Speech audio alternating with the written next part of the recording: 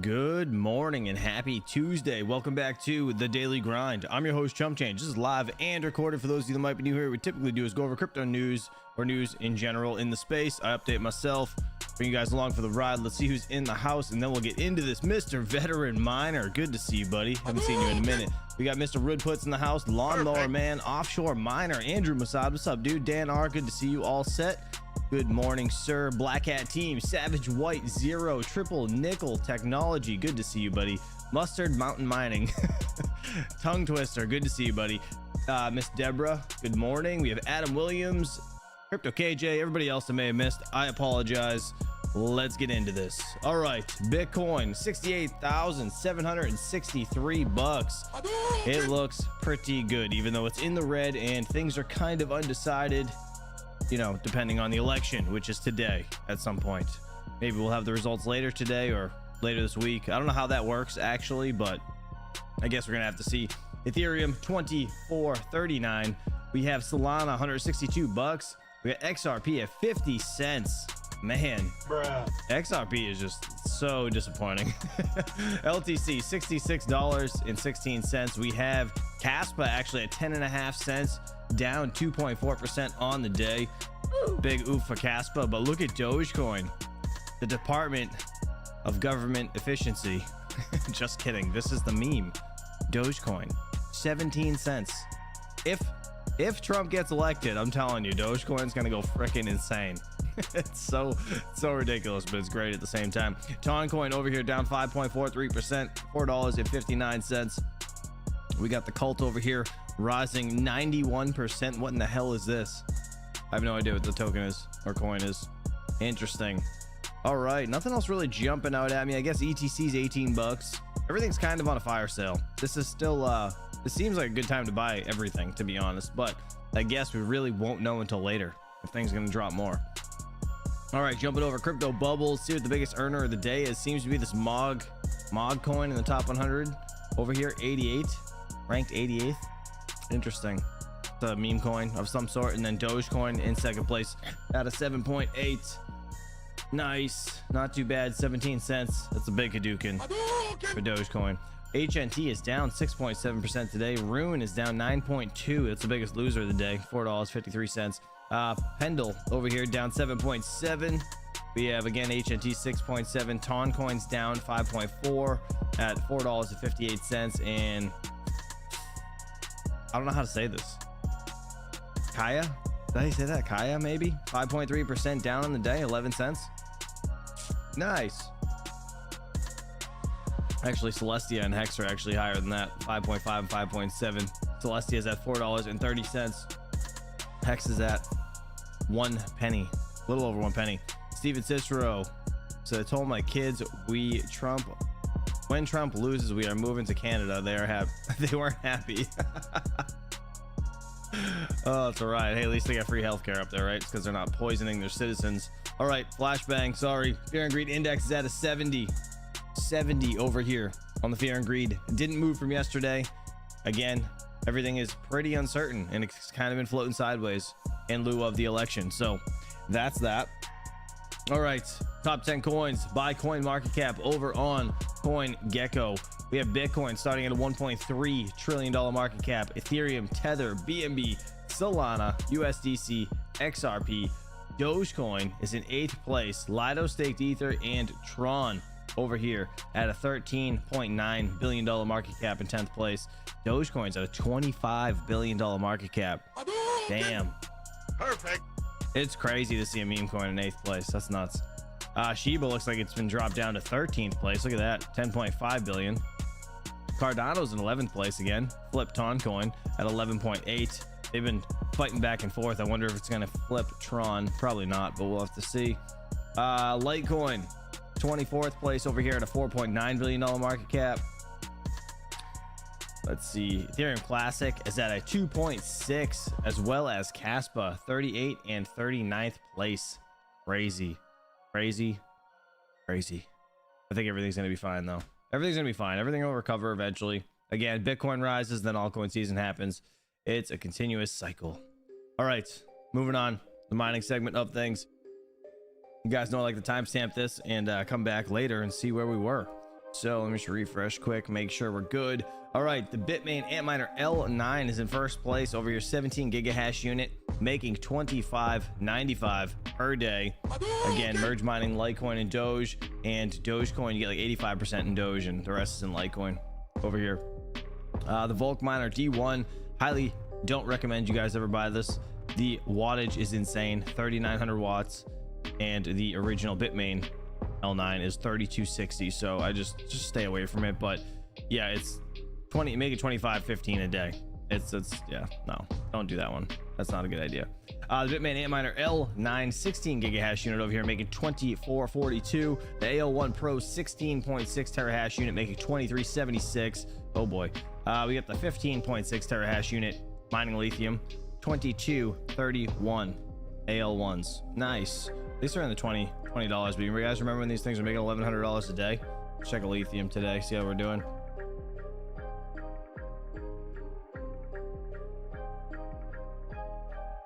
$1.15.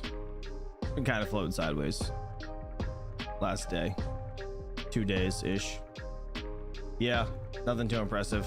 Oh, what am I doing? Wrong way. Where are we at? All right, the Jasminer X44P, this thing over here in what, 6th place? We got 23.4 gigahashes, 2550 for watts, mining ETC or ETC hash, $21.87 a day. Interesting. The AL3 15 terahash unit is making 21.16. Let's see, the L7, let's go down to my 9050. This thing down here, I have it hosted at Terra Hosting. If you guys are interested in hosting, link is in the description. But this thing is making over $10 a day. It's my 9050 3-year-old plus machine, still making $10 a day. Hell yeah, absolutely love that machine. I'm still solo mining Bitcoin Cash on my S19K, by the way, and I have not hit a block yet. I have like 14 days. It'll be 3 months. It's been running for 3 months, just a straight loss. Crazy. All right, let's see what else we got here. The AL2 Lite, I guess these are just shipping now. AL2 Lite is coming out, 2 terahash unit, 500 watts over here, making $2.74 a day. I have the I always forget it, the KS2 Lite. I just got this in the mail from Ice River, 2 terahash unit, 500 watts. It's like having 5 KS0 Ultras in the box. I still have to record a video on it, but it's losing 12 cents a day, so I don't think I'm gonna be doing that right this second. I have no rush to jump into that. But I do kind of want to see it, and I might open up the back of it if it's easy to take apart. I'll see what's going on there. Let's see, the Doge, I want to see the mini Doge miners. The mini Doge 3 Plus, 810 mega hashes, 500 watts. I got one of these things in the trailer. Shout out to Gold Shell for sending this thing over. 44 cents a day. I mean, listen, if Dogecoin rises much higher, its all-time high was like 73 cents Dogecoin, so these things could be making money at some point, but the key word is some point. All right, moving on to GPUs. Let's see what we got over here. Most profitable coin to mine, Aleo, top of the charts, and then we got Carlson on the 170HX. We got Chlor and Xano a little bit, Conflux and Pyron. I don't know why Pyron's still on there, but Aleo seems to be taking the cake for pretty much everything. How's Chlor doing today? Let's check out Aleo first. Down 6.86%. 24 hours kind of down and sideways. Chlor, let's see, Chlor down 1.26%, or 1.6 it says here. 7 cents might be a good buy for Chlor. Be a real good buy for Chlor, actually. Yeah, that might be a decent buy. Lower lows though, last couple months. But higher lows if you look at it way back. So I don't know. You guys do what you want. Don't take advice from people on YouTube. All right, moving on to the news segment of things. Have you guys seen this? Yeah, it's totally insane. The only reason to ban ID is to make voting fraud untraceable. Obviously, it's actually very obvious, but Look at this. Look at how crazy this the voter corruption is in these states that don't require any type of ID. Watch this guy talk to this lady at the, at the voting office. Hello. How we doing? Can I get the first 3 letters of your last name? Yeah, H-E-N. And the first 3 letters of your first name? J-O-R. It may be that may be correct. And then your house number? It may be Oh, they block out his street or something. avenues.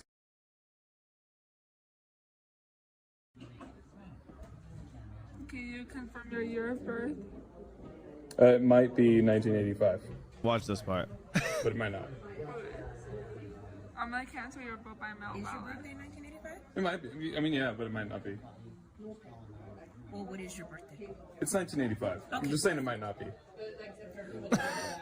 You can't verify it, but I'm just telling you it is. Okay, are you? You're gonna sign an oath? You're okay with? Yeah, I'm gonna sign it up. That is 1985. Yeah, it's my birthday. Do you think immigrants are gonna give a flying about signing an oath to the United States of America if they're voting illegally? I just saying it might not be. Cancel your vote by mail ballot. You can't see my ID, right? You could just verify my ID, right? I mean, I take your word for it. It's California. Exactly. So So- might be, might not be. But if you're, Yeah, I'll sign my oath. So I just want to ask a quick question, Susan. She asked him. She's a student, so she's I get learning. it. Yeah, I get it. She asked him if his birthday was 1985, and This is he in said Cali, yeah. It is. It definitely and he is. says it might not be. But it might not be. What does that mean? What? Yeah. I don't know. Could you want to verify it? Well, I'm just asking. So to you be don't honest. ask them if this is their date, you ask them the year. Yes, I did. Yeah, it's 1985. It is. Okay. Then Might not be though. That's fine. If you're saying it's 1985. It's sign. 1985. Just might not be. I mean, Well, You can't really verify it. It checks your signature. So yeah. Can you accept Except and then sign? this is definitely me, but it might not be. Here we go. Done. This is definitely me, but it might not be. Dude, it's so ridiculous how this is allowed. Like, you need an ID to buy cigarettes. You know what I mean? I don't smoke, but just in general, or liquor, booze, right? You need an ID. Why don't you need an ID to vote? Because they want to cheat. I don't understand it. It's fucking stupid. Anyways, all right, market is set up for a very good rally into year end. No matter who wins the election, let's see what Mr. Funstrat's Tom Lee has to say. This is about 23 hours ago. Let's do it. Following last week's inflation and jobs data, it's an interesting time to get some perspective from our next guest, Tom Lee. It says be prepared for volatility. Tom is managing partner and head of research at Fundstrat Global Advisors, as well as a CNBC contributor. Would you say, towards the last time you were on, you talked about the Trump trade being pretty strong. A lot of things turned back, reversed. DJT reversed. Bitcoin didn't move into the mid-70s, got in the low 70s. I don't know whether the banks and other Trump trades changed, and all the betting markets certainly moderated late last week, came back a little bit. Do you have a change in your opinion on the election now? Well, it does seem like over the last 4 or 5 days, the election really narrowed when you look at betting markets or the polls. And I know a lot of people don't necessarily trust polls, but I think the quality and the adjustments to the polls have made them more accurate. So I think it is really a toss-up, and it's going to be a very close election. And something our clients are preparing for, because we did a survey last week, 76% don't think we'll have a winner declared election night. And 43% roughly expect it 1 week after. So I think markets are kind of bracing for this period of uncertainty. I think that's why many of the trades have reversed. We've also heard about some of the trading houses that are not going to be putting any software updates in this week, even some people who want to be here rather than overseas to make sure they're closer on the ground to see what happens, too. Yeah, so I think it's going to be a week where there's going to be a lot of worry. One thing I was thinking about over the weekend, though, is I think the market's fear of uncertainty will peak before, it's very likely it peaks before the election outcome is actually decided. These signals that we've been looking at, one of the things, I don't know if you read about it, and I think we talked about it maybe during commercial break last week, one of the things that's happened in the polls is the view that there's a lot more women going to vote than before. But that these signals, whether it be Bitcoin or whether it be DJT stock or whether it be the betting markets, may also all be off, if this is true, on the assumption that actually there is a very small percentage of the people in the betting markets who are women, for example. There's a very small percentage of people who are women who actually trade in Bitcoin, not who own Bitcoin, but who trade in Bitcoin. Very small group of women who are trading in DJT stock. What do you think of that? I think there's some credence to that, just because we know, like, when you look at the Iowa polls, it was really the senior women voters that changed a lot.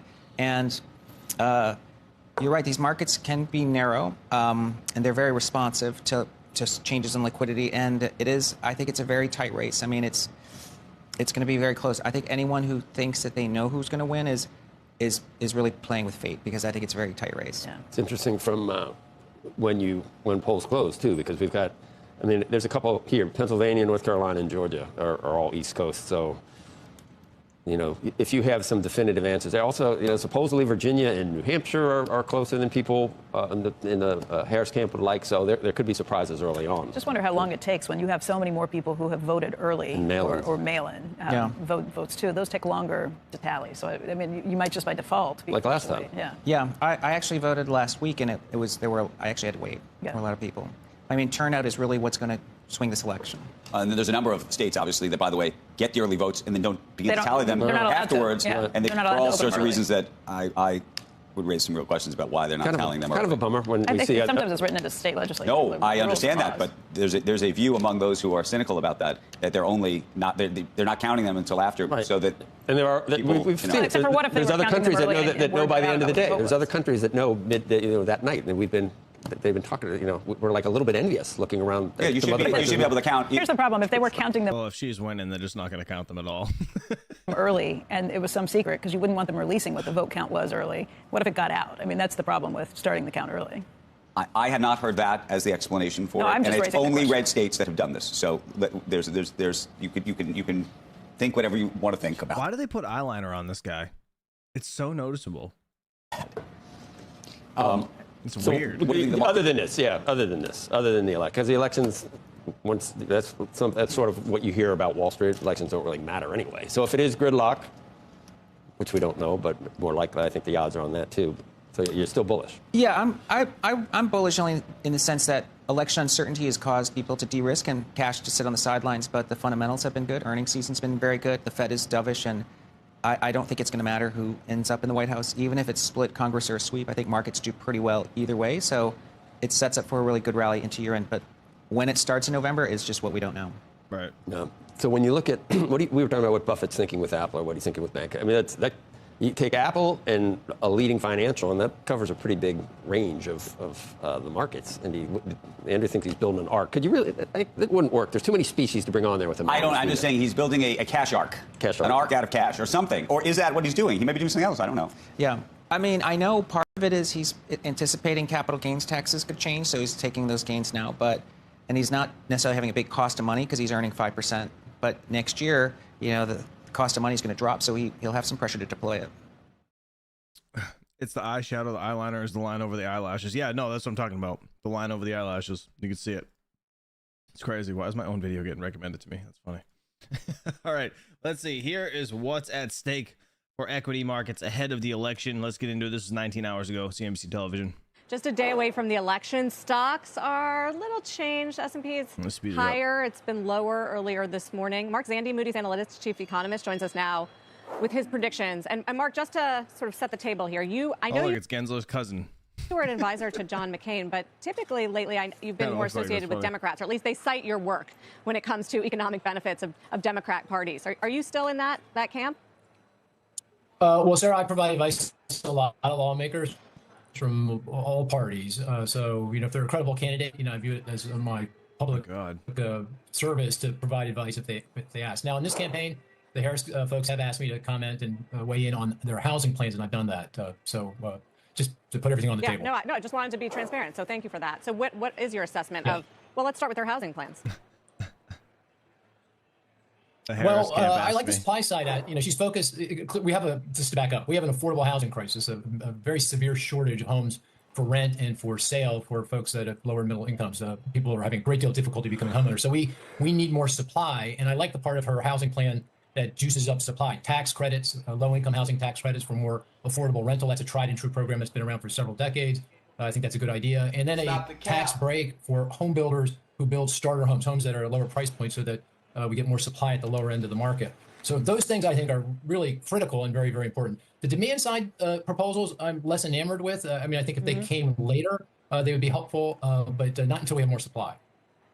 Yeah, a lot of people think they'd be inflationary, that $25,000 for first-time buyers. So net, Mark, which candidate will be better for the economy?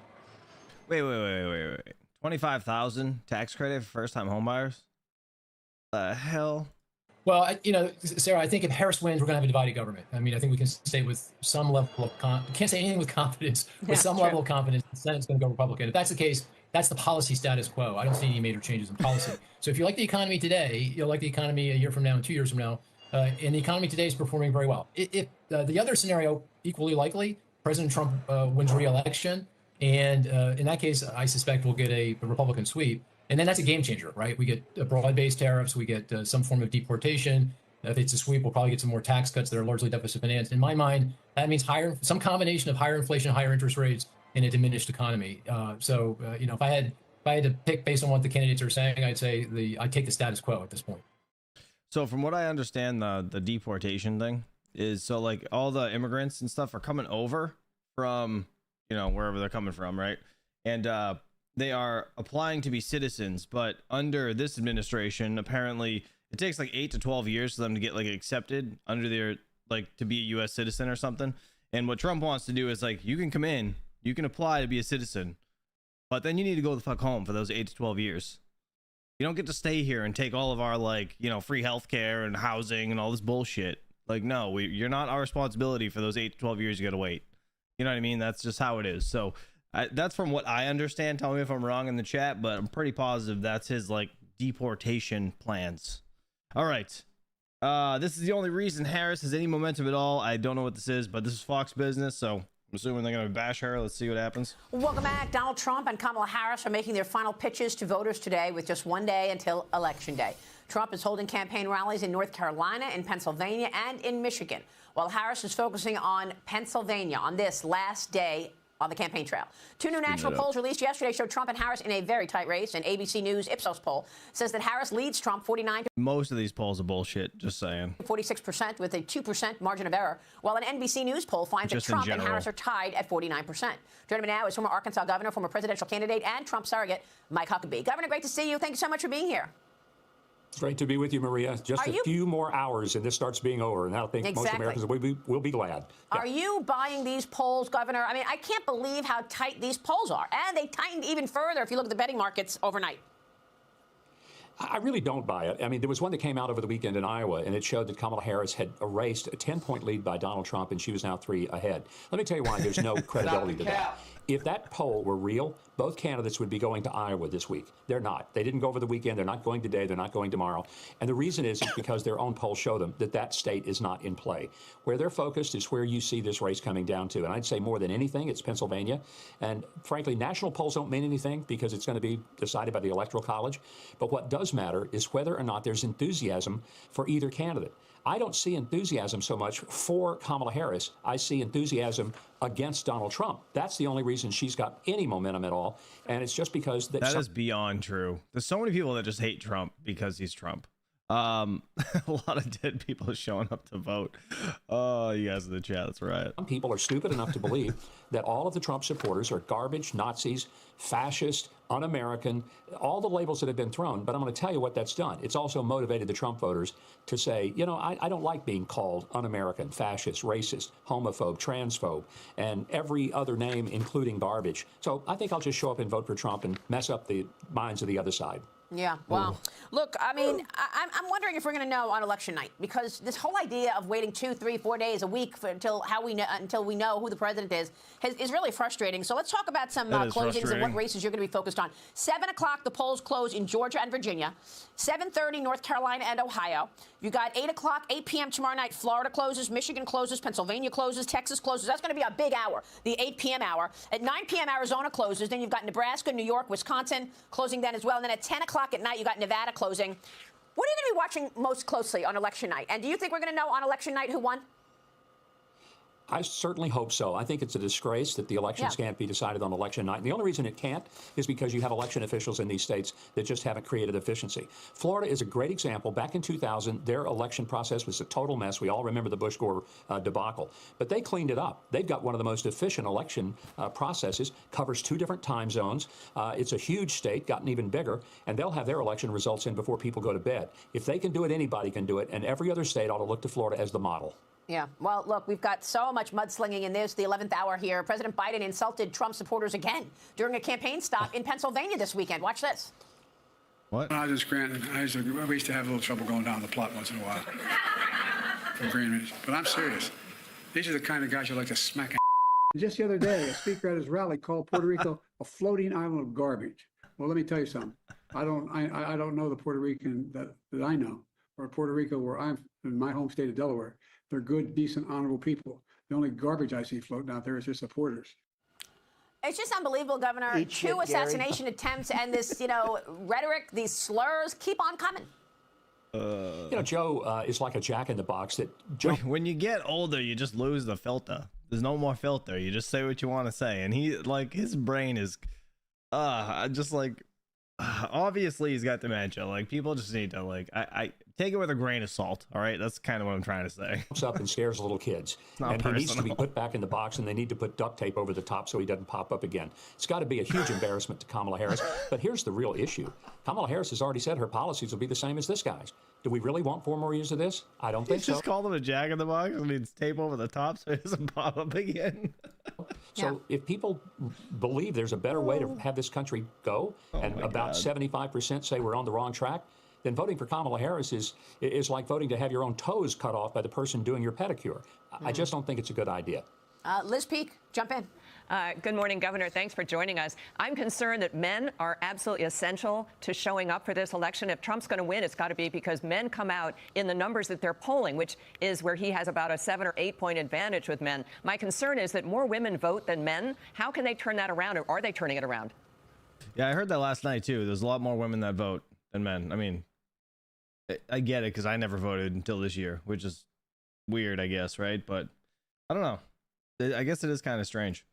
Liz, I think they are, and it's part of it just from what we've listened to. Men don't like to be insulted. They don't like to be told that they're idiots and they're stupid and they just aren't as smart as some of the elites, and especially working class men who stand on heavy, lift heavy things and stand on concrete floors all day, come home bone tired, and you've got a presidential candidate who basically treats them with contempt.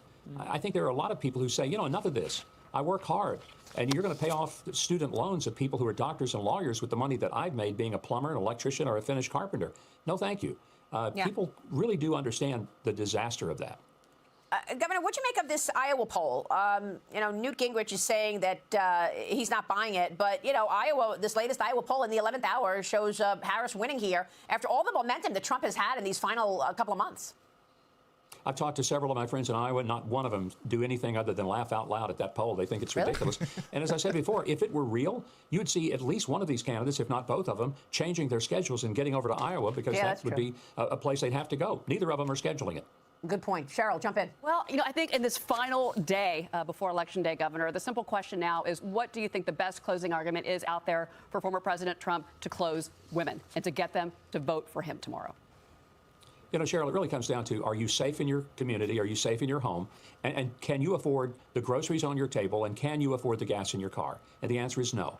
And if women vote only for abortion, which frankly doesn't make sense because abortion is now in the hands of the states. People can get an abortion if they want to. I would to God that they wouldn't, because I believe every life has value and worth. But if that's the only reason that people vote is so women can kill their babies at will, then we got a really sick culture going on. So I think the closing message for Donald Trump to women is, this is about you.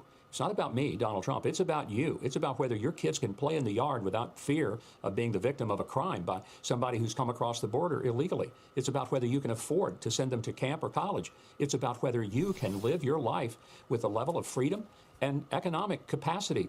And you can't do it if Kamala Harris gets in, because you've lived under the Joe Biden, Kamala Harris policies for 4 years, and it's been a real mess for you. So why inflict that pain on yourself for 4 more years? Yeah. And Governor, what's the most important policy you'd like to see changed should Trump return to the White House? Is it the border? Real quick, Dan R said, Mike doesn't know that a lot of those people had to take out student loans to become a contractor, electrician, and so on. I mean, in my case, I didn't. I went to a technical high school, and I got my journeyman's a year and 10 months after I got out of high school.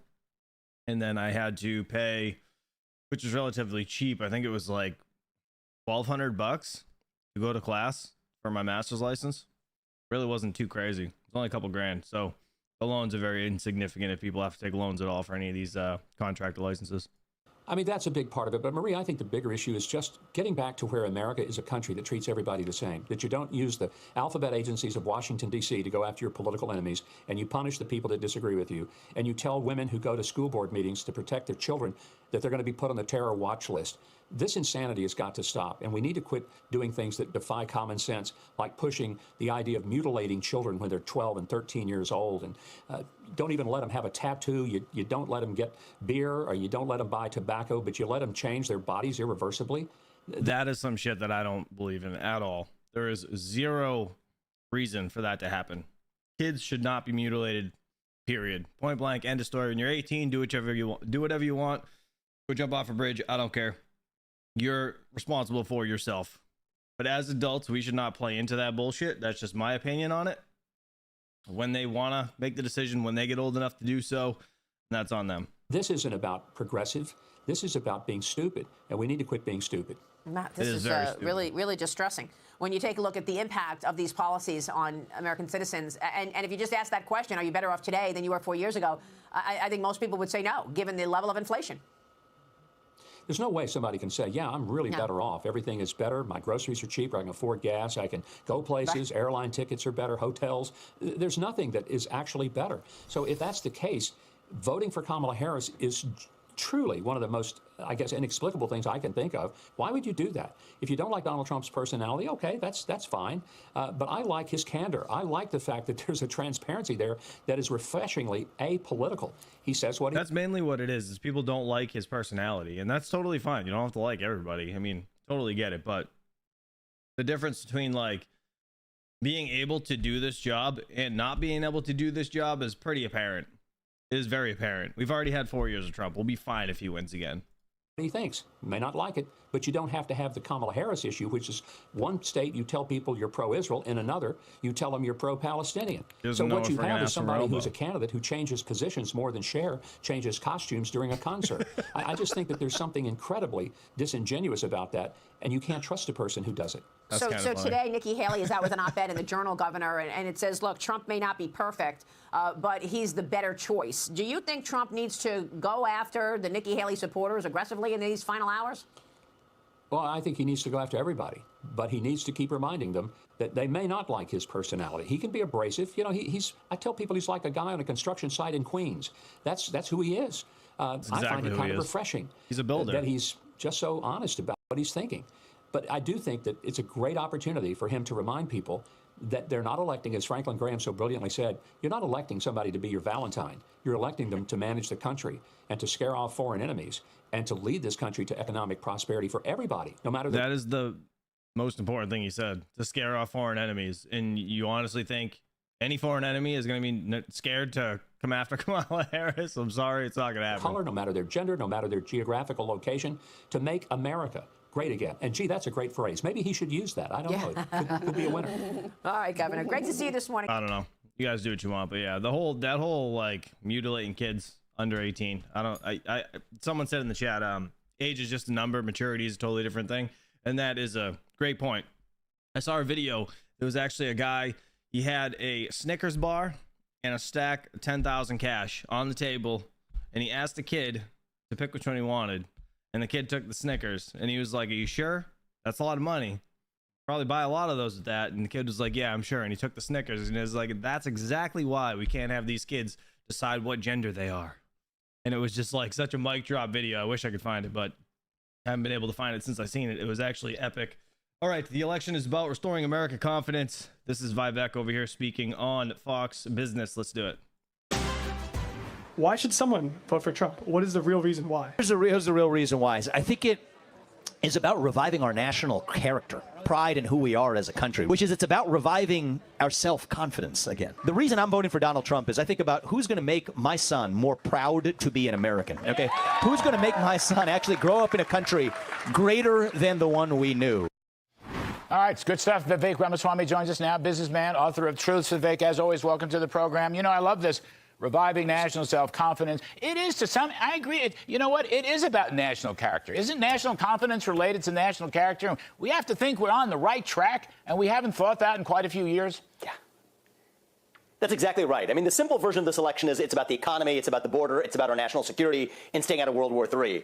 And all of those things are true, Larry. But when I got that question, as I've traveled college campuses, especially in Pennsylvania, and then I went back to Pennsylvania for the Ohio State-Penn State game, spent a lot of time on the ground with young people in Pennsylvania, I felt like I owed them a deeper answer. And I think the deeper answer is it is about reviving confidence in America, confidence in ourselves. And once we get that self-confidence back, that's actually a good input for our economy. It's what gives us the spine to enforce the rule of law and seal the border. So in that deeper sense, that's actually what this election is about. Who's going to restore our confidence as Americans? That's Donald Trump, hands down, and that's why I'm supporting him. And all of the other policies in some ways are downstream of that. And what I found, Larry, is that answer is actually bringing a lot more young people along. Gen Z is coming in our direction in droves, and I think a lot of that time in Pennsylvania is hopefully going to pay off tomorrow. I think you need a positive message, Vivek. That's what you're saying also, part of this.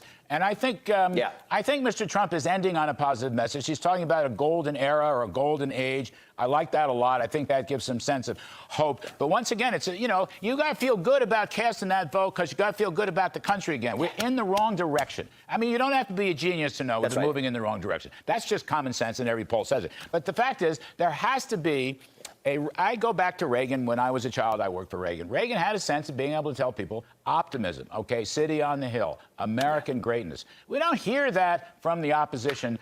We do hear it from you, bless your heart. And I think we're hearing it from Mr. Trump. Isn't that what he's saying on the stump? I think he's saying it in a very authentic and honest way, because I don't think people want fake optimism, Larry. I mean, I don't think Ronald Reagan, if he were alive today, would say that it's morning in America right now.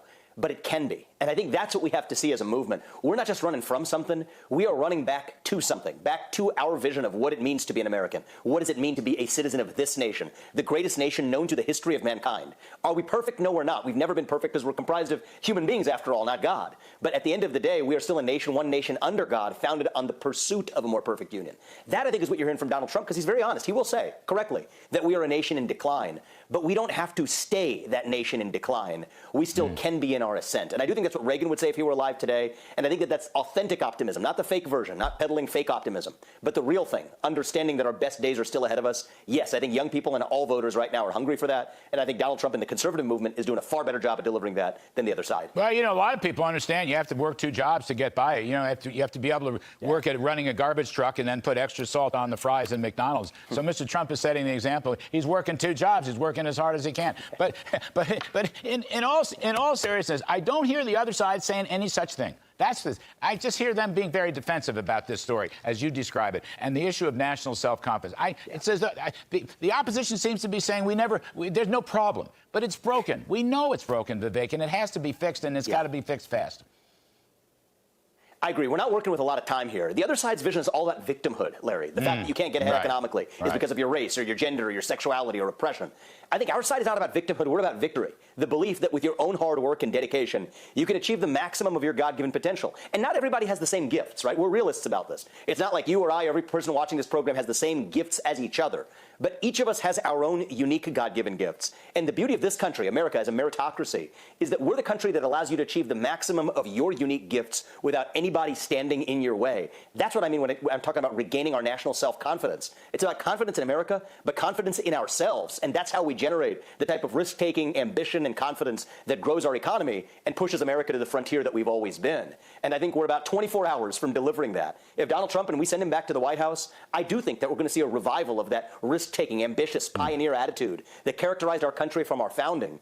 It's a 1776 kind of moment, and I mean that in a really positive way, Larry. That's what I see right now, and I hope we're going to see that on the other side of tomorrow. Yeah, somebody told me today we're coming up to the 250th anniversary of the country. So when you say it's a 1776 kind of idea, you're exactly right. That's actually a very important point. And I think really most Americans, all stripes and colors and income, they want patriotism. They are patriots. They want 1776. You just need somebody to lead them. Anyway, Vivek Ramaswamy, you're terrific. We thank you for your wisdom. Good luck. Good luck. All right. Let's see. Moving on. Democrat senator confesses Harris isn't connecting with voters in key swing state. This is a Fox Business again. Man, they're really like right-leaning, huh?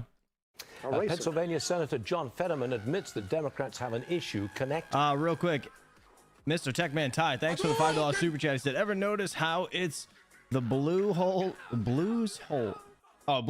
you meant to say, that always board up? Thank you so much for the super chat. Appreciate you. With voters in his state. Trump definitely has a connection with voters here in Pennsylvania, and that's why it's going to be close. But there's a lot of tremendous amount of energy for Harris as well, too. It's going to be close, and I'm not surprised to hear that Harris is going to spend a lot more time in Pennsylvania before the election, because we all understand Pennsylvania is going to pick the president. All right. Well, he was actually on Joe Rogan, and I was listening to him. He's a hard Democrat. But yeah, he's really he understands that his state wants Trump. Pennsylvania Congressman Dan Muser joins me now. Congressman, Harris is holding a rally in Philadelphia tonight. Going to be jam-packed with celebrities. She's counting on celebrities to help her win. What do you think of that? We bumped this up. Well, hey, Stuart, good to be with you. Here we are, of course, in good old Reading, Pennsylvania, for a Trump rally. What I think of that is that she's wishful thinking. The people of Pennsylvania, care about our border. They don't care about Taylor Swift. Maybe she'll get the 12-year-old vote with celebrities like that. We've got families, we've got men and women, we've got workers throughout Pennsylvania that are fed up with the broken border. They're fed up with the inflation, and they're fed up with our world just being an unstable place. And what we know is that under President Trump, things were a lot better. We simply had no inflation. Manufacturing was up. They even manipulate the numbers, for crying out loud. They're not to be trusted. Pennsylvania is going to vote for President Trump for a lot of reasons. Well, nothing that Beyonce can change. I want to point this out to the audience. In Philadelphia had the worst food price inflation in America under Biden-Harris. Surely that tips the state and tips the city to Trump. Oh, it must. Exactly, Stuart. I'm sorry. And every single day, right? Every time you go to the grocery store, it's $60, $70 more. Every time you pull up to the gas pump, the same thing. And then throw in there, like we're talking about the border, throw in there that every family in Pennsylvania pretty knows someone who died from an overdose of fentanyl that was certainly not deliberate. I mean, these are catastrophes taking place. We see them being brought in. We see the crime from the so-called migrant crime. All right, certainly not all of them, but we need to control the borders. Right. And the worst part, Stuart, Pennsylvania knows they're going to make things worse. I got these guys behind me. We got firemen. We got policemen. Okay. This guy's red tie is going to his brain. It's a little too tight today. All right, let's see. $10,000 cash. This is it. This is the thing. My wife just found it. This is the video that I was just telling you about, and this is exactly what you need to see right now. Either have $10,000 cash, or wait a minute. This wasn't a Snickers. It was Oreos, I guess. 2 out of the box Oreo cookies. Huh? Are you sure? Yes. That's $10,000 cash. Do you want the Oreo cookies? Are you sure? Yes. Okay. I have a 3-year-old daughter who's convinced that she's a mermaid. She's not. It would be evil for me as a parent to try and affirm that she is a mermaid and to alter her body forever surgically in order to make that a reality. This is why you don't let kids make life-altering decisions at very, very young ages. And that's what you get with Kamala Harris. Just my opinion, and I'm not very political, but I don't believe in that shit at all. All right, judge denies motion to block Elon Musk's $1 million voter giveaway. Did you guys see this? They said it was fine. They can't block it. News on Elon Musk. Steve Kovac has the details. Steve. Hey there, John. Yeah, Elon Musk's $1 million giveaway out in Pennsylvania. This is between him and his America Pact to voters. That can continue now. The judge in Philadelphia, this is from our colleague Gary Grumback over at NBC News, has denied the Philly district attorney's motion to stop this giveaway. Obviously, we're 24 hours away from Election Day, so it might not have mattered too much. the lawyers for Musk and his PAC spent much of the day arguing over whether or not the giveaway was, in fact, a random lottery versus giving people payments as supporters. They went back and forth for many hours, and the judge just now deciding this $1 million giveaway can continue in Pennsylvania. And again, we're a day out from the election, so this is a loss here for the Philly DA, John. There's a loss for the Philly DA. That's crazy. Imagine getting $1 million being in the friggin' town hall with that whole meeting, voting for whatever. I think it's just voters for Trump, right? Is that what he was doing? He was picking like somebody at the town hall to give $1 million to. It'd be amazing. All right, Bitcoin slumps $67,000 level on the eve of U.S. election. Let's see what they got to say over here on CNBC Crypto World. This is yesterday afternoon. Let's do it. Okay, let's talk about the top stories.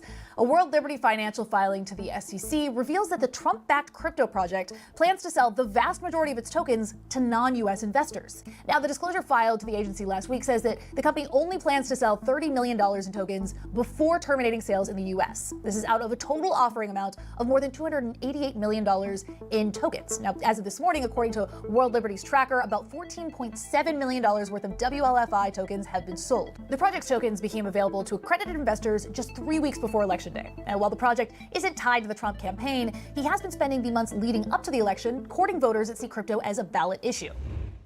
All right, for our main story, let's stay focused on the election. We're just a day away from the general here in the U.S., and everyone is in their final push to get their candidates across the finish line. That includes crypto groups, which have poured millions into races across the country. I spoke with JP Richardson, CEO of Exodus, to see how the industry feels about this final stretch before Election Day. So we're a day away from the election. What are you looking out for on the crypto front? You personally have donated. Your company has donated. Is there a particular race that you are paying attention to?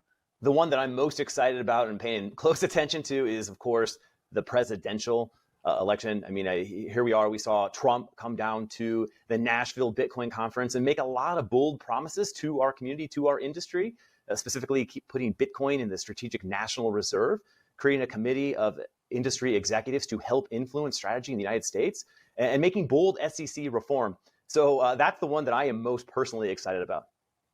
And, one of the big promises that Trump made during that visit to Nashville was that he was going to unseat Chair Gensler from the SEC. A lot of people within the crypto sector are very enthused about that campaign promise. What stands out to you? You mentioned the stockpile. You mentioned other campaign trail missives that Trump has put forward. But what do you really think makes him the standout candidate in this White House run?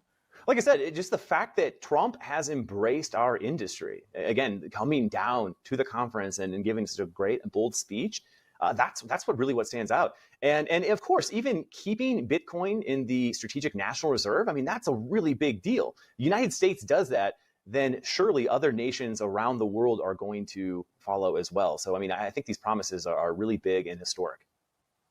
And in terms of your personal donation, how much have you given and to which PAC?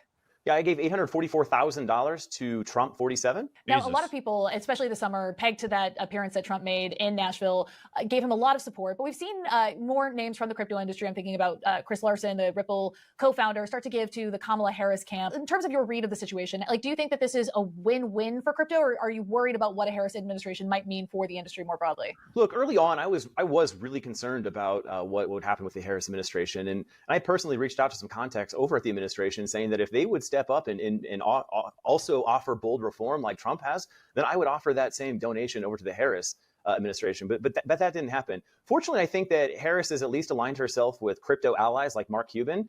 And I think that if Harris were to ultimately win, I think, again, Mark Cuban being a big crypto proponent could be a benefit to the Harris administration. And you said that Exodus has donated over $1 million to Fairshake? To Stand with Crypto. To Stand with Crypto. Okay. So Stand with Crypto is a C4 affiliated with Coinbase, but that organization, along with the Fairshake PAC and its affiliated committees, is really focused on these down ballot races, looking to support House and Senate candidates so that they can build out a Congress that would essentially vote through positive pro-crypto legislation, or at least give some sort of framework. How important are those races? Are you looking at the Sherrod Brown race in Ohio? Are you looking at Arizona, at Michigan, at a lot of these other races that Stand with Crypto is deemed to be essential to putting forward a crypto agenda in this next congressional session? Yeah, absolutely. Look, a lot of people are really paying attention to those races. I'm not paying as much attention, and that's why I'm supporting industries like Stand with Crypto. Again, my focus is mostly on the presidential election, but absolutely, to your point, there's a lot of important races happening in, like you said, down ballot for sure.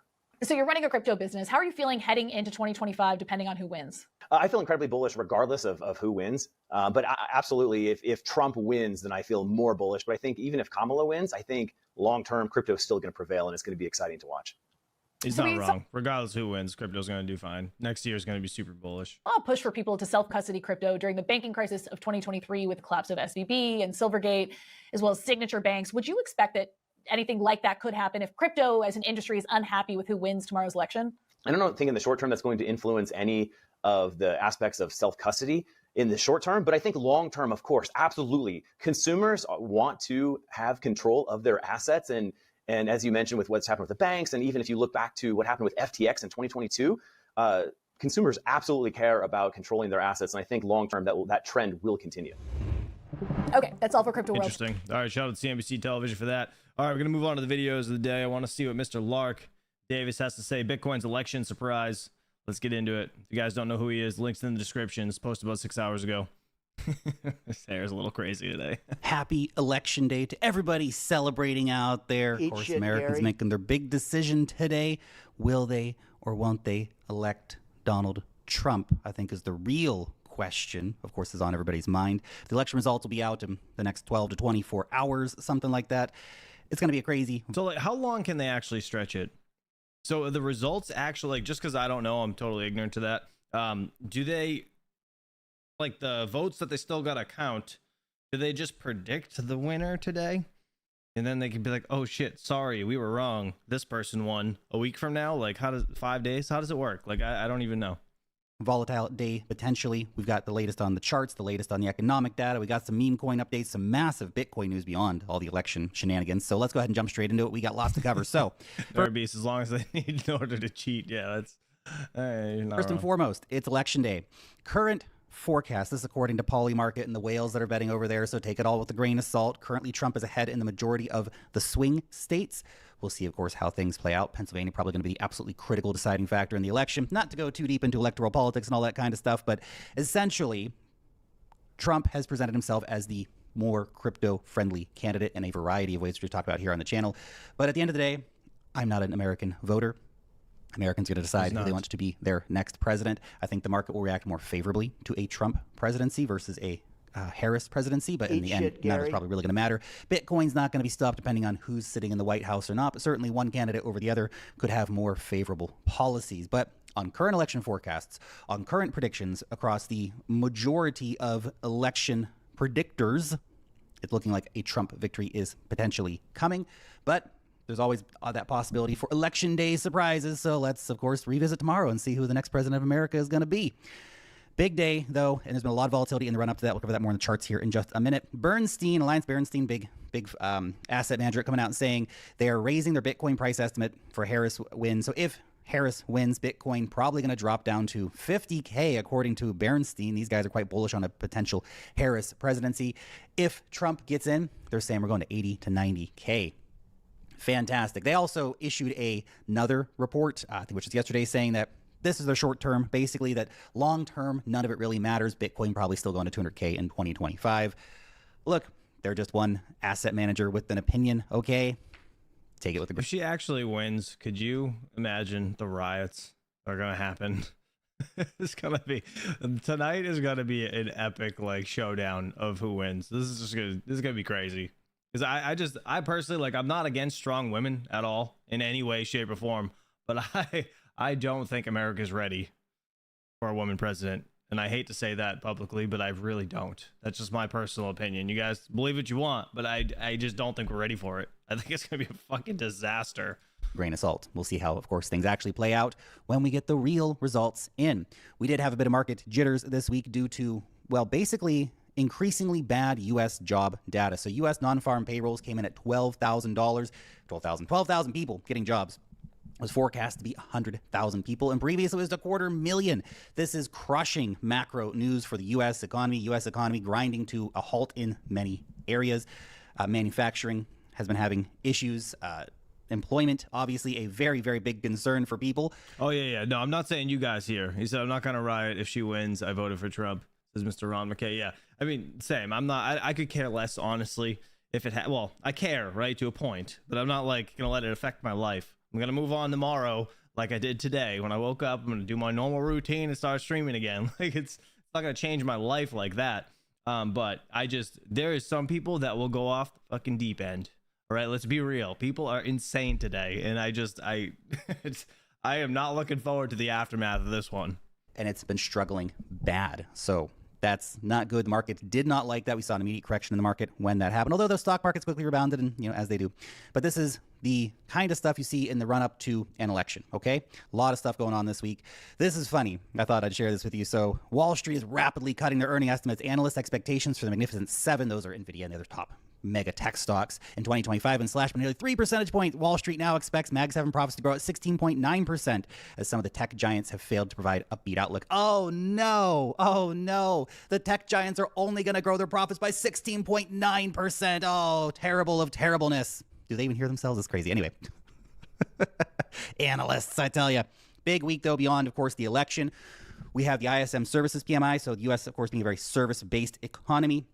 This is potentially even more important metric these days than the industrial output, although, if there's a reinvigoration of U.S. industry in whoever gets into the White House next time, that could make that much more relevant indicator. Of course, relevant enough still, but services potentially even more relevant. Jobless claims coming in on Thursday, also very important. Fed policy decision also on Thursday, so this is going to be the big one. We're getting the election. That's going to be a big, holy crap, going to decide a lot of the future of sort of the tone of the markets going into the end of the year. Fed policy decision, will they cut 25 or 50 basis points? The way the jobs markets are looking, they're probably going to want to cut 50, but we'll see what old Jerome Powell decides in a few days, okay? Consumer sentiment reports on Friday. So lots of big things coming in this week to keep an eye on the macro front. Now, before we jump into the charts, real quick shout out to iTrust. Nope, you son of a bitch. Trying to sell me some bullshit. The price of Bitcoin, look at this. Look at this, levels to levels, beautiful. I know you're looking at that. That's not beautiful, Ark. This is a travesty. We got so close to getting to that new high, half a percentage point away from cracking a new high. Well, we didn't quite get it. We got a rejection before a new high, which is something that very frequently happens when trying to break into price discovery. Now, we mapped out the Democrats sold all their Bitcoin and endorsed all the celebrities. I'm just kidding. Levels here. We came down here the other day, and we came right down here yesterday, which was this box that I had mapped out for you guys the other day. So this is a retest of the downtrend line, which you see right here. Very, very critical level. And most importantly, coming back down to retest previous resistance as support, which currently is holding on, obviously. Now we have to see what the election... I don't know about that line. I think that's kind of... I don't know. That line's a little odd. Results are going to be, and that's probably going to determine a lot of how the market sentiment and price action moves into the next few days. Okay, so that's what we're watching out for. This has come down to find our level. Let's see if... Unless it was from way back. It bounces here and continues higher, okay? Bitcoin ETFs had a total net outflow of $500 million yesterday, second highest single day net outflow in history. People are de-risking going into the election. A lot of people who are maybe taking profits or just moving back into cash to wait and see what happens. Okay, depending on their political leanings, they'll see one result as positive, the other as negative. So this is not to be unexpected. This is not anything shocking. So that's fine, but just it is happening. There's a lot of de-risking going on. This chart right here from Bitwise is crazy. We're so close to previous high prices. So that's the black line on the chart there. That's the price. Whereas the green line on the chart is basically attention. So this is Google results for Bitcoin. Nobody's looking up Bitcoin these days. Retail, completely not interested. Maybe it goes back to our only 12,000 jobs created last month. Also, it's 2017 bull run was right here. It was peaked over 80%. We had 2021 under that 75 or so, and then 2024 it was over 80%.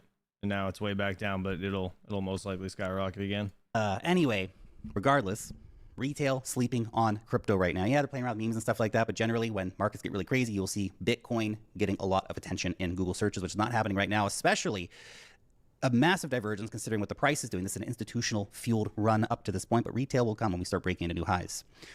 Mag sharing this one. Bitcoin is this time different. So you can see consolidation period, breakout. Consolidation period, which has been basically the entirety of 2024. Breakout happening right now. And as long as we don't have a very, very negative volatile reaction from whatever the election results are going to be, we are likely to continue higher. It's probably going to happen regardless of who wins. Just timings may differ depending on one candidate or the other. Again, markets generally looking at a Harris presidency as a less favorable market condition and Trump as a more favorable market condition. Okay?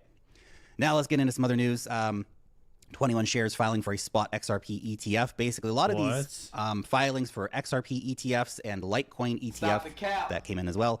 Solana ETFs. So now we have 3 altcoins with ETF proposals: XRP, Solana, and Litecoin. So this Solana and Litecoin, I'm excited about. The XRP, I don't know. How do you guys feel about that XRP ETF? You buying into that shit? Why do we need ETF? Why do they need an ETF? I don't understand it. This basically completely depends on a Trump presidency. If you want to see altcoin ETFs, Trump's got to come in, throw Gary Gensler out of the SEC, because Gary Gensler's SEC is not going to approve this stuff. We're going to do everything possible not to approve this stuff or to delay it as long as possible. So that's kind of where we stand. XRP, Solana, and Litecoin ETFs dead on arrival with the current SEC head. Facts. Okay? Yeah, he nailed that right on the head. Yeah, if we don't get rid of Gary, it doesn't matter. They're all going to be dead. But yeah, Solana and Litecoin for sure. XRP, I don't really give it. Why? What's that going to do for XRP? Nothing. Just like it's literally a soft porn. Every single time you get excited about XRP and the price goes down. Like every single time. It's awful. You get good news, they win a court case, price goes down. It's like it's the stupidest shit. When that person changes, which is probably not going to change under a Democrat White House, to get you right there, we'll get and then more action on these. Or we'll have court cases and it'll take years to get some of this stuff happening. Cartwright, this is a multi-billion-dollar UK pension fund, just announced a 3% Bitcoin allocation. That's crazy. The percentage is 30x higher than the Wisconsin pension fund allocation. We're just seeing huge allocations for Bitcoin, right? Look at this. Look at this, a multi-billion-dollar UK pension fund, a 3% Bitcoin allocation. Those are huge numbers. Again, we're seeing massive institutional interest right now in Bitcoin. Beautiful stuff. Michigan's pension bought Ethereum ETFs, but they bought more than they did of Bitcoin ETFs, 10 million versus 7 million. But these are small numbers, relatively, right? But still, pension funds, or state pension funds, are coming in. Florida the other day announced they already hold $800 million worth of crypto investments, and they're buying more Bitcoin. Okay, so big things happening right now. $3 trillion under asset management giant UBS launches first money fund on Ethereum. This is absolutely massive. We also got a big announcement today that a bunch of big players are coming together and launching a new stablecoin via Paxos. It's called the Global US Dollar Coin. So launching on Ethereum, by the way. So a lot of big things happening. A lot of big banks and institutions and financial asset managers. Everything just continue to be involved in the space. I know people are like super bearish sometimes on the timeline. Hold on, what the hell did he say it was called? I'm sorry, I don't mean to rewind it, but I don't know what he said. Players are coming together and launching a new stablecoin via Paxos. It's called the Global US Dollar Coin. So launching on Ethereum, by the way. So a lot of big things happening. A lot of big banks and institutions and financial asset managers. Everything just continue to be involved in the space. I know people are like super bearish sometimes on the timeline, but guys, look at the big picture. Look what's happening. Short-term price action is not going to change where this asset class is going. Europe's largest telco, Deutsche and T-Mobile, started mining Bitcoin using surplus renewable energy. Real quick, let's see. Robinhood, Kraken, what's this? Paxos launched Global Dollar Stablecoin Network. Major firms for crypto and traditional finance have partnered to launch a global dollar network, a regulation compliant network designed to accelerate the adoption of stablecoins. And it's built on Ethereum. That's kind of good. Crypto and traditional finance companies, including Robinhood, Galaxy Digital, Kraken, and Paxos, have formed a consortium supporting, I don't know if I said that word right, supporting the latest stablecoin pegged to the US dollar. November 5th statement, blockchain infrastructure firm Paxos shared that the new open network was designed to accelerate the adoption and use of stablecoins worldwide. Dude, that's friggin' big. That's kind of neat, actually. I'm going to save this article. That's insane. Dudes. This is why I watch other people's videos, because it's like, you can learn shit. Major corporations are now mining Bitcoin. That's it's insane. We have countries. We have El Salvador, we have Bhutan, we have Russia, we have Oman, we have the UAE. Confirmed. All those confirmed. Others probably doing it without having from Ethiopia also mining Bitcoin. Okay, lots of countries mining Bitcoin at a state level. State level. Are you hearing what's going on right now? Now we have major corporations like this, major telecom providers like Europe mining Bitcoin as well. Okay, and let's finish up with some meme fun to end off the day, okay? FWOG. Real quick, Snake in the chat. Chump, that sounds like Solana, no max supply. It's not, so the max supply doesn't matter with stablecoin because it's a 1-for-1. You need to hold $1 for one, like, digital dollar. Does that make sense? That's how stablecoins work. So the unlimited supply, it doesn't come into effect here. There's nothing to do. It just runs on Ethereum. Has become the top meme on Solana in terms of mind share. Goat retracing a bit recently. Mudang, the baby hippo, it's getting old and fat. Nobody cares so much about baby hippo anymore. He's going to turn into a big fat, ugly hippo. Popcat still doing pretty well. A lot of others, of course, still getting a decent amount of attention overall. Definitely a game of a game of hot potato with memes, isn't it? You know, the attention lasts for such a short amount of time sometimes. And to be able to be a meme that cracks $1 billion+ market cap, keeps it and keeps consistent mind share is very hard in this game. Most memes will not get there. Super hard. And in case you blinked and missed it, there was a new meta this week, dead squirrels. Okay, so you know what? That's funny. I thought about this. Like, I knew someone was going to make some shit about this. Peanut the squirrel. It's a crazy story. This was super unfortunate, by the way. The government, like, what? You killed a fucking squirrel? A squirrel? It's not like this dude had a fucking alligator in his bathtub. You went in his house and killed a squirrel? Like, what the fuck, dude? You know, the state came in and took this guy's squirrel away and killed it, and which is insane. Just like, who are these people in government? Anyway, besides the point, this, of course, triggered a massive amount of memes. In a raccoon, yeah. You meme coins, and they reach crazy valuation. Like, you can domesticate those animals, and they're totally fine. Like, it's not like an alligator, like I said, that will eat you regardless of your feelings. It doesn't give a shit who you are. If it's hungry, it's gonna eat you. And I don't think that meta is going to last very long personally, but that's the crypto game. It's the meme coin game, man. It's just attention. Last week it was, 2 weeks ago it was baby hippos. Last week it was AI agents. This week it's dead squirrels. Next week, I don't even want to know. Guys, we're now time to the newsletter. This entire country is just a complete fucking wreck right now. All right, Tom Lee reveals 2024 U.S. election and Bitcoin price prediction over here on Altcoin Daily. This is a clip that we watched a bit earlier in the stream if you're just joining now, but I do want to see what he has to say in this video. Let's do it. I mean, turnout is really what's going to swing this election. Tom Lee, the managing partner and head of research at Fundstrat Global Advisors, reveals his 2024 U.S. election prediction, as well as how this will affect you as a Bitcoin investor. Last time you were on, you talked about the Trump trade being pretty strong. A lot of things turned back, reversed. DJT reversed. Bitcoin didn't move into the mid-70s, got in the low 70s. I don't know whether the banks and other Trump trades changed, and all the betting markets certainly moderated late last week, came back a little bit. Do you have a change in your opinion on the election now? And that's true, because even in just the last week, actually 5-6 days ago, Trump's favorite. Sorry, I'm just going to pause for a second. Lawnmower Man said, I heard a crazy stat that there are more tigers in Texas than the rest of the world. Not sure if that's true. I kind of believe it, actually, because tigers are like really, there's really not that many of them, I guess, in the world. I forget exactly how many, but yeah, maybe.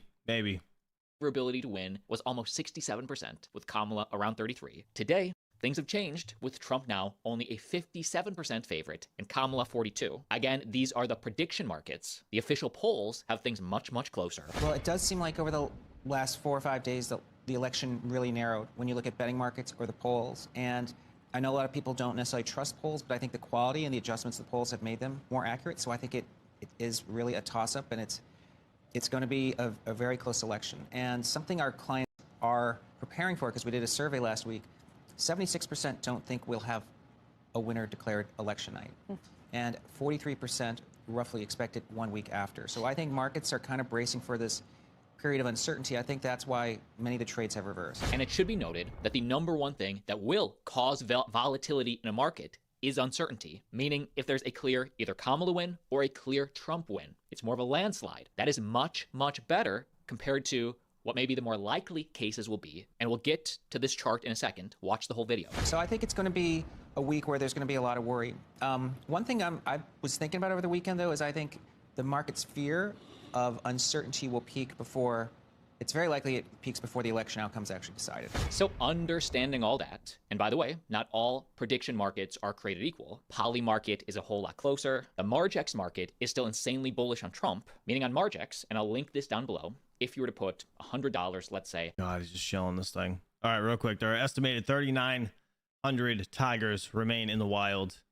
And it says, while it might be a shock to see a giant wild cat lounging in the front yard, Texas actually has a relatively substantial tiger population, many of which go unregistered with the state. So that's, yeah, I know it's big in Ohio, too. You can own exotic animals like that. Do you guys remember, like, a couple of years back, and the guy released, like, lions and tigers and fucking bears and shit until, like, he just, like, opened his gate and let them out, and they, like, were just running on the streets and shit?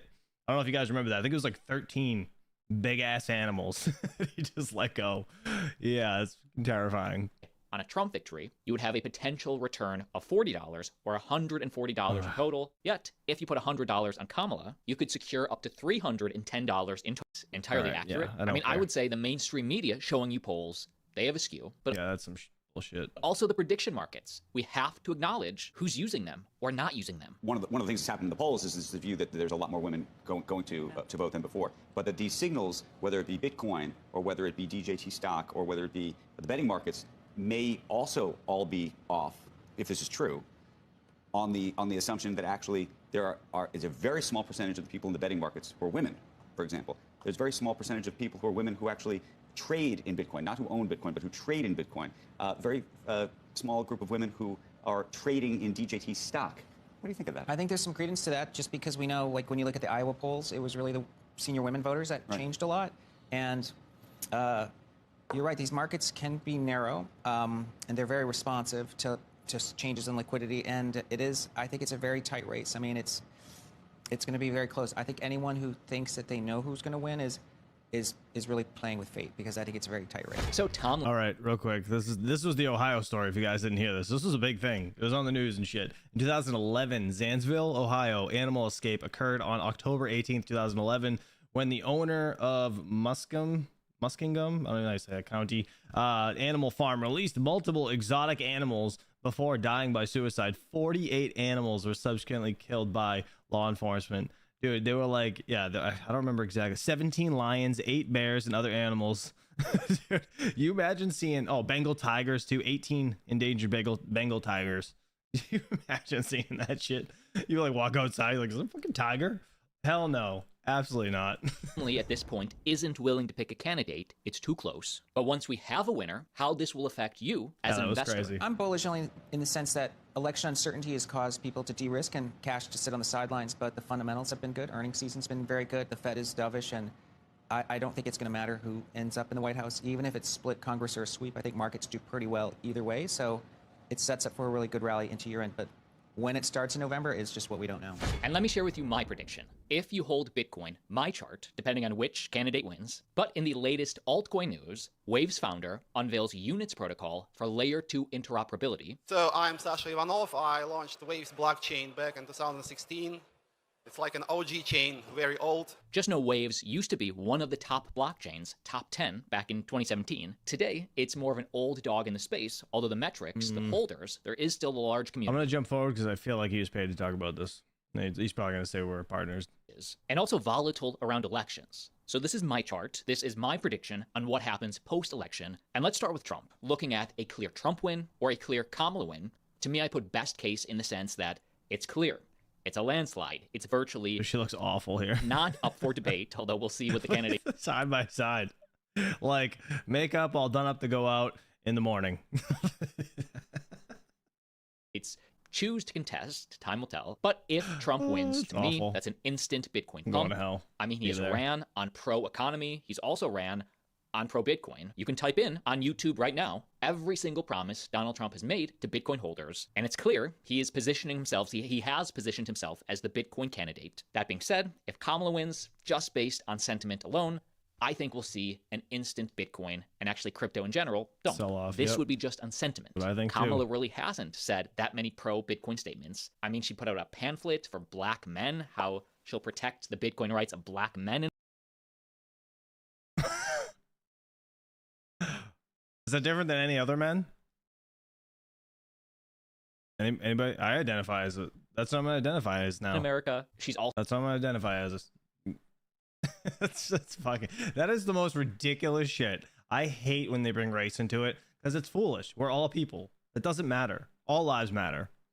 It's so stupid. Also made statements lumping digital assets and AI I don't get and just future innovation together. So for that reason, market sentiment, I expect a dump. Looking at a Trump win in the weeks to follow, I would expect we see a new Bitcoin all-time high within weeks. I mean, this year, 2024, is it's only about 7 weeks remaining. I think Bitcoin surpasses its all-time high before 2025. Now for Kamala, even though we get a Bitcoin dump on the day, on the weeks, probably weeks that follow, this Bitcoin train is not stopping. I think we see a new Bitcoin all-time high in Q1 of 2025. I mean, there's a clear lack of supply on the market, and BlackRock and Fidelity and the US Bitcoin ETFs are currently buying up the supply every single week compared to the amount of Bitcoin that are being mined. That's the problem. The mined Bitcoin in the weeks versus what are being bought. the supply shock is going to happen regardless of this election outcome. Bitcoin is already regulated, so I would expect this trend to continue. Really, I think the altcoins and the broader crypto market, that's where we're going to start to see the major differences. If Trump wins,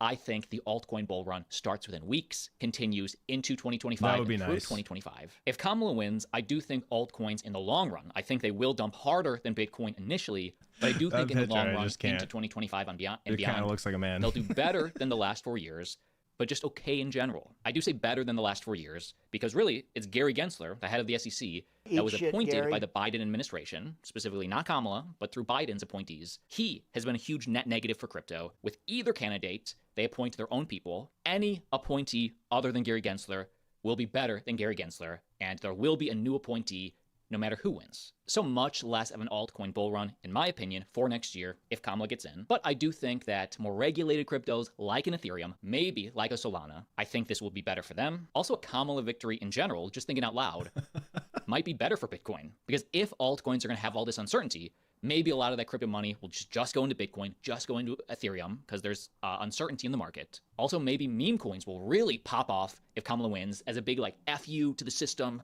Maybe we'll see a future where it's just ultra regulated and then ultra meme coin unregulated. Again, a lot of people get mad at me for saying, Austin, why don't you take a clear position on a candidate one way or the other? And to that, I say we have 1.49 million subscribers because we try to the best of our ability to give you all the information on both sides so you can make the best decision for you. Shut up. Just and get that to the brings us point. to what I think would be the more likely scenario.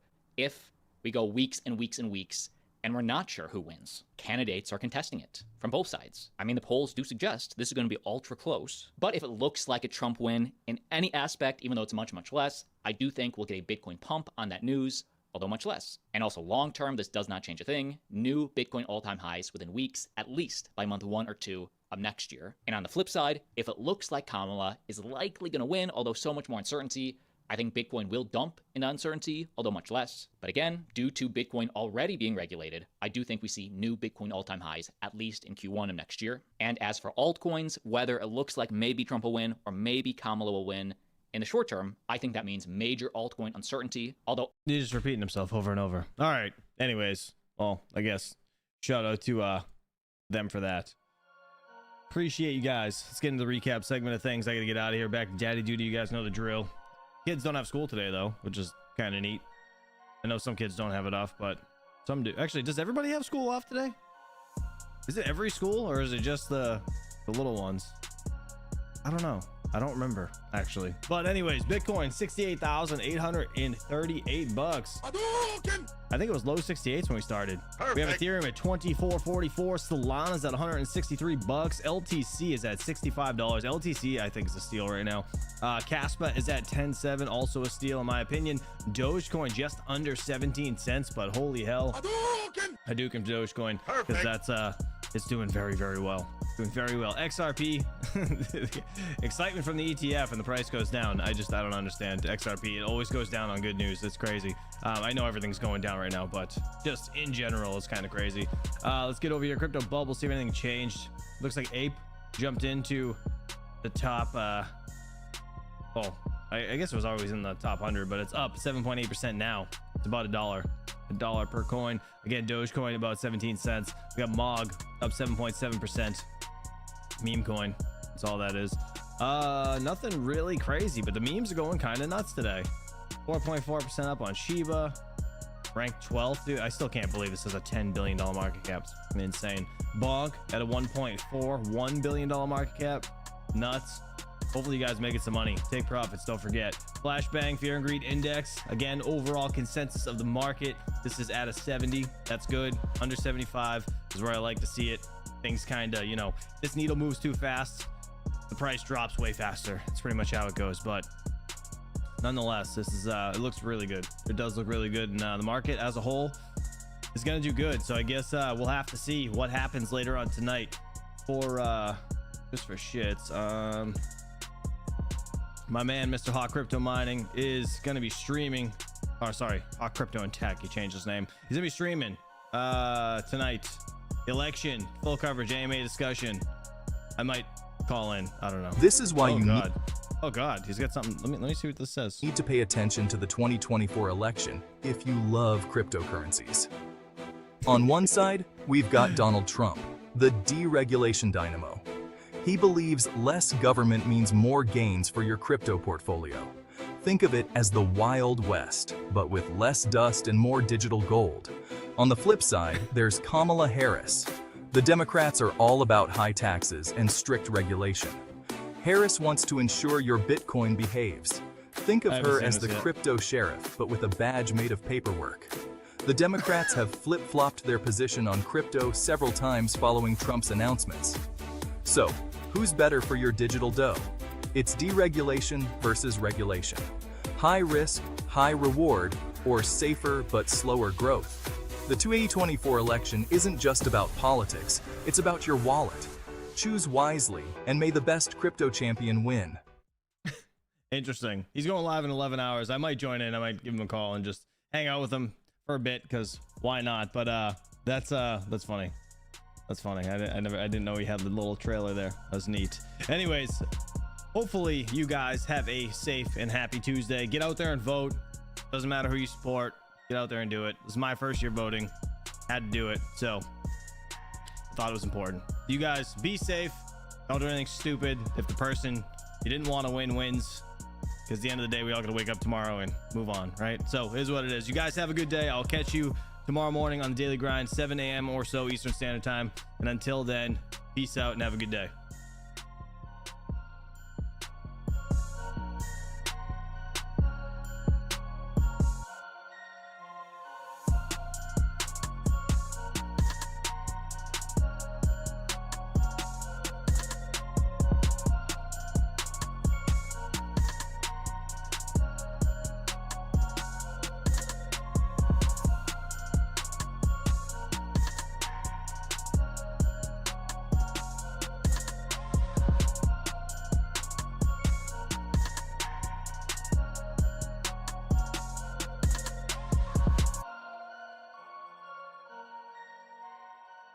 If she don't hawk to her, we don't talk to her.